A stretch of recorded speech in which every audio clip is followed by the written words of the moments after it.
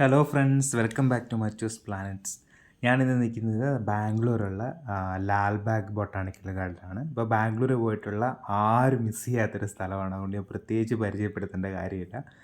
അപ്പം ഞാനിവിടെ വന്നപ്പം ഞാനിപ്പോൾ റീസെൻ്റായിട്ടാണ് ഓർക്കിഡ്സിൻ്റെ ഒരു കളക്ഷൻസൊക്കെ ഉണ്ടാക്കിയെടുക്കുന്നത്. അപ്പം ഇത് ഫലനോപ്സിസ് എന്ന് പറയുന്ന ഓർക്കിഡിലുള്ള ഒരു വെറൈറ്റി പ്ലാന്റ്സ് ആണ്. അപ്പോൾ ഇത് കണ്ടപ്പം ഭയങ്കര ബ്യൂട്ടിഫുള്ളാണ് കേട്ടോ. ഞാൻ ശരിക്കും സർപ്രൈസ്ഡായി. അപ്പോൾ ശരി, ഒരു വീഡിയോ എടുത്തിട്ടേക്കാമെന്ന് വിചാരിച്ചിട്ട് എടുത്തതാണിത്. അത്രയ്ക്ക് ഹെൽത്തി ആയിട്ടുള്ള ബ്യൂട്ടിഫുൾ പ്ലാന്റ്സ് ആണിത്. അപ്പോൾ ഫലനോപ്സിസിനെ കുറിച്ച് ഓർക്കിഡ് പ്രേമികളോട് പ്രത്യേകിച്ച് പറയേണ്ട കാര്യമില്ല. എന്നാലും ഓർക്കിഡ് വെറൈറ്റീസിലെ ക്യൂൻ ഓഫ് ഓർക്കിഡ്സ് എന്ന് പറയുന്ന ഒരു അവാർഡ് കിട്ടിയിട്ടുള്ള ആളാണ് ഈ ഫലനോപ്സിസ് എന്ന് പറയുന്നത്. അറിയാമല്ലോ, ഓർക്കിഡ്സിൽ തന്നെ ഒരുപാട് വെറൈറ്റികളുണ്ട്. ഗ്രൗണ്ട് ഓർക്കിഡ്സ് ഉണ്ട്, ഡെൻഡ്രോബിയം, വാൻഡ, മൊക്കാറോ, അങ്ങനെ ഒരുപാട് വെറൈറ്റീസ് ഉണ്ട്. പിന്നെ ഓൺസിഡിയം, ഡാൻസിങ് ലേഡി എന്ന് പറയും. അപ്പോൾ അതിലൊക്കെ വെച്ചിട്ട് ഏറ്റവും എക്സ്പെൻസീവ് ആയതും ഏറ്റവും ബ്യൂട്ടിഫുള്ളായിട്ടുള്ള പൂക്കൾ തരുന്നതായിട്ടുള്ള ഒരു വെറൈറ്റിയാണ് ഫലനോപ്സിസ് എന്ന് പറയുന്നത്. അപ്പോൾ ഇവരിലെ റാണിയാണ് ഈ ഫലനോപ്സിസ്. പിന്നെ ആൾ VIP ആണെങ്കിലും ഭയങ്കര സെൻസിറ്റീവായിട്ടുള്ള ഒരു ഓർക്കിഡ് വെറൈറ്റി കൂടിയാണ് ഈ ഫലനോപ്സിസ് എന്ന് പറയുന്നത്. ഡയറക്റ്റ് സൺലൈറ്റ് പാടില്ല, ഡയറക്റ്റ് മഴ പാടില്ല. അപ്പോൾ ഇത് നോർമലി നമ്മൾ ഇൻഡോറായിട്ട് വളർത്താൻ പറ്റിയ ഒരു ഓർക്കിഡ് വെറൈറ്റിയാണ്. എന്നാലും അത്യാവശ്യം കാറ്റും വെളിച്ചവും ഒക്കെ വേണം.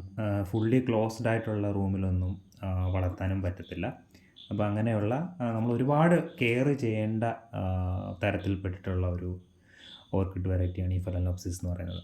ഇതിനകത്ത് ഒരുപാട് പോപ്പുലർ വെറൈറ്റീസ് ഉണ്ട് കേട്ടോ. ട്രോപ്പിക്കോസ്ലെറ്റ്, സ്പിൽഡിങ്ക്, dream chaser, free ride, tiger feet, cosmic trails, gypsy kiss, hot chilli ഒക്കെ ഭയങ്കര ബ്യൂട്ടിഫുള്ളാണ് കേട്ടോ.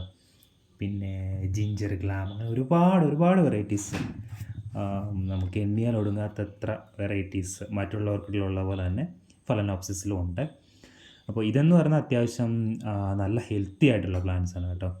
നല്ല ഗ്രീനിഷ് ആയിട്ടുള്ള, നല്ല വീതിയുള്ള, നീളവും വീതിയുള്ള ഇലകളും, അതുപോലെ റൂട്ടായാലും നല്ല ഗ്രീനിഷ് ആയിട്ടുള്ള തിക്കായിട്ടുള്ള റൂട്ടും ഒക്കെയുള്ള വലിയ പ്ലാന്റ്സാണിത്. അത്യാവശ്യം സീഡ്ലിങ്സ് പ്ലാന്റ്സിന് പോലും മിനിമം ഒരു 350-400 റേഞ്ച് വരുന്ന ഒരിനമാണ് ഈ ഫലനോപ്സിസ് എന്ന് പറയുന്നത്.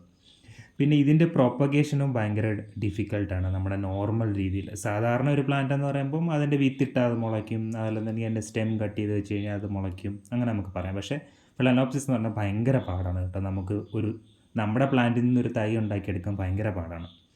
സാധാരണയായിട്ട് ഇത് ചെയ്യുന്നത് ടിഷ്യൂ കൾച്ചർ എന്ന് പറയുന്ന ടെക്നിക്കിൽ കൂടാണ് ഇതിൻ്റെ പുതിയ സീഡ്ലിങ്സ്, പുതിയ തൈകളെ ഉണ്ടാക്കിയെടുക്കുന്നത്.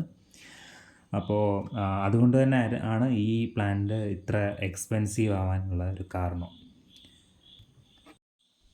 പിന്നെ ഇതിൻ്റെ പൂക്കളുടെ ഭംഗിയെക്കുറിച്ച് ഞാൻ ഓൾറെഡി പറഞ്ഞു, പ്രത്യേകിച്ച് പറയേണ്ടതില്ല, കാണുമ്പോൾ തന്നെ മനസ്സിലാവുമല്ലോ, അത്രയ്ക്ക് ബ്യൂട്ടിഫുള്ളാണ്. ഇത് ശരിക്കും 6 മാസം വരെ ലാസ്റ്റ് ചെയ്യുന്ന പൂക്കളാണ് ഈ ഫലനോപ്സിസിൻ്റേത്.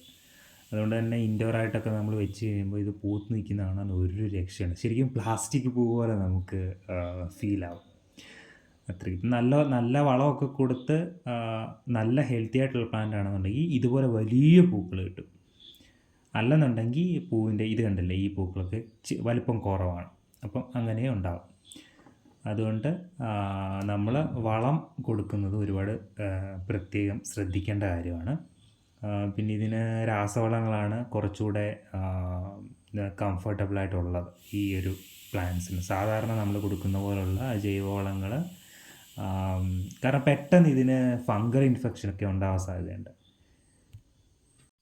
ഇനി മറ്റൊരു ബ്യൂട്ടിഫുൾ ആയിട്ടുള്ള കാര്യം കാണിച്ചു തരാം. ഇത് നമ്മുടെ കാക്ടസ് ആണ്, മിനി കാക്ടസ്. നോക്കി എന്ത് ഭംഗിയാണല്ലേ. ഓറഞ്ച് ഉണ്ട്, റെഡ് ഉണ്ട്, യെല്ലോ ഉണ്ട്. ശരിക്കും നല്ല ഭംഗിയുണ്ട് കേട്ടോ. അപ്പോൾ ഇതും സ്റ്റാർട്ടിങ് റേറ്റ് എന്ന് പറയുന്നത് ഒരു 450 ഒക്കെയാണ് കേട്ടോ. 450-500 ആ റേഞ്ചാണുള്ളത്. ഭയങ്കര ഭംഗിയാണ് കേട്ടോ. ഇതും നമുക്ക് കാക്ടസ് മിനി പ്ലാന്റ് എന്ന് പറയുന്നത് നമ്മുടെ നാട്ടിലൊക്കെ കണ്ടുവരുന്ന കാക്ടസ് ഇല്ലേ, വളരെ വലിയ മുള്ളൊക്കെ ആയിട്ട് നിൽക്കുന്ന റോഡ് സൈഡിലൊക്കെ, അപ്പോൾ അതിൻ്റെ മിനിയേച്ചറായിട്ടുള്ള രൂപമാണ് ഇത്. നമുക്ക് നമ്മുടെ ഗാർഡനിൽ വെക്കാൻ പറ്റുന്ന ഒരു വെറൈറ്റിയാണ്. ഇവരെല്ലാം സക്യുലൻ്റ് എന്ന് പറയുന്ന വെറൈറ്റി പെടുന്ന പ്ലാന്റ്സ് ആണ്. എന്ന് വെച്ചാൽ സോഫ്റ്റ് ആയിട്ടുള്ള ബോഡി ആയിരിക്കും. അതിൽ വാട്ടർ സ്റ്റോർ ചെയ്ത് വെക്കാൻ പറ്റുന്ന രീതിയിലുള്ള പ്ലാന്റ്സ് ആണ് ഇതെല്ലാം വരുന്നത്. ഇതേപോലെ കുറേ വെറൈറ്റീസ് ഇവിടെ ഉണ്ട് കേട്ടോ. അപ്പോൾ ഈ കള്ളിമുൾച്ചെടിയുടെ കാര്യത്തിലാണെന്നുണ്ടെങ്കിൽ നമുക്ക് ഇൻഡോറായിട്ട് അങ്ങനെ പ്രിഫർ ചെയ്യുന്നില്ല. എന്നാലും വെക്കുകയാണെന്നുണ്ടെങ്കിൽ നല്ല കാറ്റും വെളിച്ചം വേണം. കാരണം അറിയാമല്ലോ, കള്ളിമുൾച്ചെടി എന്ന് പറയുന്നത് മരുഭൂമി പ്രദേശങ്ങളിൽ വളരുന്ന ചെടികളാണ്. അപ്പോൾ നമ്മളിവിടെ ഇപ്പം ഗാർഡനിൽ ഇവരെ ഉൾപ്പെടുത്തുകയാണെന്നുണ്ടെങ്കിൽ ഇവരുടെ ആ ഒരു ഹാബിറ്റ് എന്ന് പറയുന്നത് അതേ മരുഭൂമി പ്രദേശത്ത് തന്നെയുള്ള ഒരു ഇതാണ്. അപ്പോൾ നല്ല സൺലൈറ്റ്, അതുപോലെ കുറച്ച് വാട്ടർ മതി, കുറച്ചേ വെള്ളം ഒഴിക്കാവൂ. അപ്പോൾ ആഴ്ചയിൽ 1-2 പ്രാവശ്യമൊക്കെ വെള്ളം ഒഴിക്കാവൂ. അതുപോലെ വെള്ളം കെട്ടിക്കിടക്കുന്ന രീതിയിലുള്ള മണ്ണ് പാടില്ല. നല്ല നീർവാർച്ചയുള്ള മണ്ണായിരിക്കണം നമ്മൾ പോട്ടിംഗ് മിക്സായിട്ട് ഇതിന് എടുക്കേണ്ടത്. അപ്പം അങ്ങനെ കുറച്ച് കാര്യങ്ങളൊക്കെ ശ്രദ്ധിച്ചു കഴിഞ്ഞാൽ ഇത് നമുക്ക് സൂപ്പറായിട്ട് നമ്മുടെ വീട്ടിൽ വെക്കാൻ പറ്റും. ഇതിൻ്റെ ഫ്ലവേഴ്സ് എന്ന് പറയുന്നത് ലോങ് ലാസ്റ്റിംഗ് ആണ് കേട്ടോ. ഒരുപാട് നാൾ നിൽക്കും ഈ ഫ്ലവേഴ്സ്. അപ്പോൾ ഈ ചെറിയൊരു ചട്ടിക്കകത്ത് ഒരു കുഞ്ഞൻ കള്ളിമുൾച്ചെടി ഇങ്ങനെ ഒരു ക്രൗൺ വെച്ചിരിക്കുന്ന പോലെ ഇങ്ങനെ ഇരിക്കുന്നത് നല്ല ഭംഗിയാണ് ശരിക്കും. അപ്പോൾ ഭയങ്കര അട്രാക്റ്റീവ് ആയിട്ടുള്ള പ്ലാന്റ്സാണ് ഈ ക്യാക്ടസും.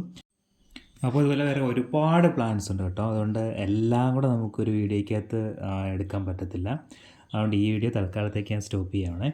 അപ്പോൾ നമ്മുടെ ഫലനോപ്സിസ് ഓർക്കിഡ്, ഇതുപോലെയുള്ള സക്യുലൻ്റ് പ്ലാന്റ്സ്, ക്യാക്ടസ്, ഇതൊക്കെ ഇഷ്ടമുള്ളവർ എന്തുവെല്ലാം മേടിച്ച് നിങ്ങളുടെ ഗാർഡനിലും 1-2 പീസ് വെച്ചോളൂ കേട്ടോ. അപ്പോൾ വീഡിയോ ഇഷ്ടപ്പെട്ടിട്ടുണ്ടെങ്കിൽ ലൈക്ക് ചെയ്യണം, കമൻറ്റ് ചെയ്യണം, ഷെയർ ചെയ്യണം. ചാനൽ സബ്സ്ക്രൈബ് ചെയ്തിട്ട് ആരെങ്കിലും ഉണ്ടെങ്കിൽ സബ്സ്ക്രൈബ് കൂടെ ചെയ്തേക്കണേ. അപ്പോൾ അടുത്ത വീഡിയോയിൽ കാണാം. Bye bye.